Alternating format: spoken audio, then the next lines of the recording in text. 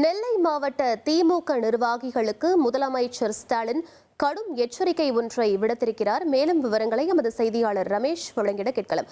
ரமேஷ், என்ன எச்சரிக்கை விடுத்திருக்கிறார் முதலமைச்சர்? முழு விவரங்களை பதிவு பண்ணுங்க. 2026 சட்டமன்ற தேர்தலில் திருநெல்வேலி தொகுதியில் திமுகவுக்கு வெற்றி கிடைக்கவில்லை என்றால் திமுக மாவட்ட செயலாளர்கள் உட்பட பலரது பதவிகள் பறிக்கப்படும் அப்படிங்கிற ஒரு எச்சரிக்கையை தான் முதலமைச்சர் மு க ஸ்டாலின் கொடுத்திருக்காரு. அதாவது சட்டமன்ற தேர்தலுக்காக ஒவ்வொரு சட்டமன்ற தொகுதி நிர்வாகிகளையும் முதலமைச்சர் மு க ஸ்டாலின் திமுக தலைமை அலுவலகமான அண்ணா அறிவாலயத்துல சந்திச்சு பேசிட்டு வராரு. அந்த வகையில தான் இன்றைய தினம் திருநெல்வேலி மற்றும் சங்கரன்கோயில் சட்டமன்ற தொகுதி நிர்வாகிகளை முதலமைச்சர் சந்திச்சு கருத்துக்களை கேட்டுக்கிட்டு இருக்காரு.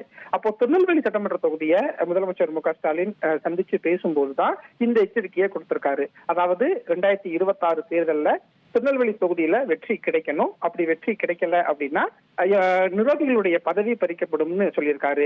கடந்த 2021 சட்டமன்ற தேர்தல்ல இதே திருநெல்வேலி சட்டமன்ற தொகுதியில தற்போதைய பாஜக மாநில தலைவராக இருக்கக்கூடிய நயினார் நாகேந்திரன் போட்டியிட்டு வெற்றி பெற்று இப்போது திருநெல்வேலி எம்எல்ஏவாக நயினார் நாகேந்திரன் இருக்கிறார்.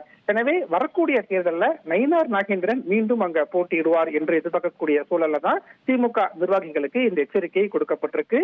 இதன் மூலம் பாஜக மாநில தலைவருடைய தொகுதியில திமுகவினுடைய டார்கெட் இதுவாக இருக்கு அப்படிங்கிற ஒரு அரசியல் சூழல் தான் புரிஞ்சுக்க முடியுது.